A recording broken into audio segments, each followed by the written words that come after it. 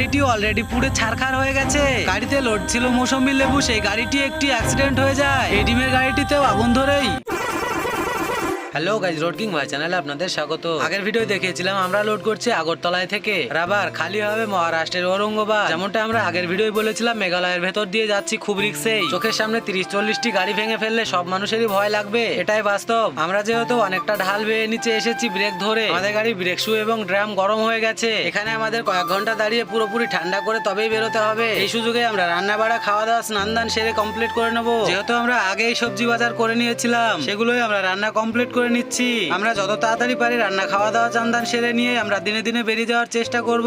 সেখান থেকে আমরা দিনে দিনে বেরিয়ে সারা রাত্রে পার হয়ে চলে আসি। পরের দিন বিকেল 4টের মধ্যে বীরপাড়ার এই চায়ের বাগানগুলো আমি যাওয়ার সময়তে যে ভিডিও বানিয়েছিলাম সেই ভিডিওতে আপলোড করেছি। সত্যি বলতে জায়গাটা আমার সত্যি খুবই ভালো লাগে, তাই আবারও শুট করে নিলাম। সন্ধ্যে 6:30টার মধ্যে আমরা পৌঁছে যাই ফুলবাড়ি, মানে শিলিগুড়ির ফুলবাড়ি। যেহেতু আমাদের প্রায় রাস্তা 2900 কিলোমিটার যেতে হবে, তাই আমাদের টায়ারের পরিস্থিতিটি মালিককে দেখিয়ে দিলাম। আমাদের গাড়ি ওনার টায়ারের পরিস্থিতি দেখে বুঝে দুটো টায়ার কিনে নেওয়ার কথা বলে। তারপরে আমি খুব তাড়াতাড়ি করে এমআরএফ এর শোরুমে চলে আসি, দুটো টায়ার কিনে নিই। আমার অলরেডি টায়ার কেনা কমপ্লিট হয়ে গেছে, এবারে টোটোয় করে নিয়ে যাব। টোটোয় করে নিয়ে এসে টায়ার মিস্ত্রিকে দিয়ে টায়ারগুলো অলরেডি লাগিয়ে ফেলেছি। এগুলো ছিল আগে সামনে, এই দুটো সামনে ছিল, এগুলো এখানে লাগিয়ে দিলাম লিফটে। আমাদের গাড়ি পিছনের টায়ার ছাড়া সামনে সেকেন্ড ফ্রন্ট অ্যাক্সেলেও নতুন টায়ার রয়েছে এক পিস। এটাকে আর খোলাখুলি করলাম না, শুধুমাত্র সামনের দুটোই নতুন লাগিয়ে দিলাম। এভাবে আমরা সব টায়ারগুলো একটু অ্যাডজাস্ট করে নিয়ে রাত্রি 10টার পর শিলিগুড়ি টাউনের ভেতর দিয়ে চলে আসি আমরা। সারা রাত্রি পার করে পরের দিন সকাল 7টার মধ্যে ফারবিসগঞ্জ, মানে বিহারের ফারবিসগঞ্জ, এই হোটেলে পুরোপুরি ভাবে ফ্রেশ হয়ে চা নাস্তা করে নিয়ে বেরিয়ে পড়ি আমরা আমাদের মঞ্জিলের দিকে।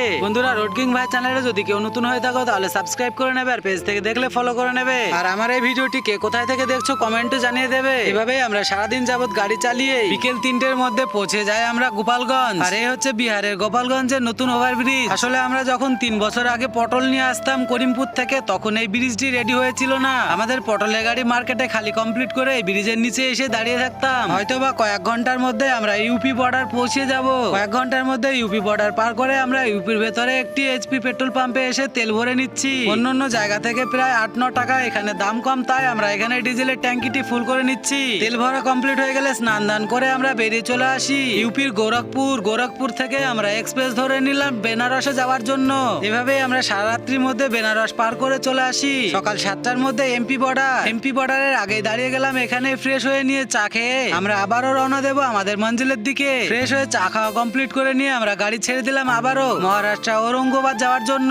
আসলে মাথায় গামছাটা বেঁধে নিয়েছি, তার কারণ খুবই ঠান্ডা পড়ছিল, তাই মাথায় গামছাটি বেঁধে নিয়েছি। যেহেতু আমরা কোন রকম কোনো কিছু শীতের বস্ত্র নিয়ে আসিনি, অতিরিক্ত ঠান্ডা হাওয়া হচ্ছিল, তাই গাড়ির ভেতরে ঠান্ডা হাওয়া আসার কারণে কানে এটা বেঁধে নিয়েছি। কিছুটা সামনের দিকে আসতেই দেখতে পেয়ে যায় একটি ভয়াবহ দুর্ঘটনা। দেখে যতটুকু বোঝা যাচ্ছে যে এটা একটি অন্ধ্রপ্রদেশের গাড়িটি অলরেডি পুড়ে ছারখার হয়ে গেছে। দেখে যতটুকু বোঝা যাচ্ছে 4-5 ঘন্টা আগেই দুর্ঘটনাটি ঘটেছে। গাড়িটি হয়তো অন্য কোথাও আগুন ধরেছে, এখানে নিয়ে এসে রাখা হয়েছে। 10 কিলোমিটার আসার পরে আবারও একটু দেখতে পাই দুর্ঘটনা। গাড়িতে লোড ছিল মৌসুমী লেবু, সেই গাড়িটি একটি অ্যাক্সিডেন্ট হয়ে যায়, নিয়ন্ত্রণ হারিয়ে ফুটে উঠে যায়। তারপরে জব্বলপুর টোলের আগে দেখতে পাই এই গাড়িটিও আসলে এপি নাম্বারের ডিমের গাড়ি। এই ডিমের গাড়িটিতেও আগুন ধরেই দুর্ঘটনাটি ঘটেছে, তবে ডিমগুলোর খুব বেশি ক্ষতি হয়নি, তাই অন্য একটি গাড়িতে লোড করে দিয়েছে। সেখান থেকে এসে ফাইনালি আমরা রাত্রি 12:30টার মধ্যে পৌঁছে যাই নাগপুর হয়ে সমৃদ্ধি এক্সপ্রেস। টোল পার হওয়ার আগে এখানে দাঁড়িয়ে গেলাম, কেননা আমরা এখানে খাওয়া দাওয়াটা সেরে নেবো। খাওয়া দাওয়া কমপ্লিট করে নিয়ে আমরা আবারও রওনা দিয়ে দেবো ঔরঙ্গাবাদ। আর দেখতেই পাচ্ছ আমি কত মোটা একটি জ্যাকেট পরে নিয়েছি,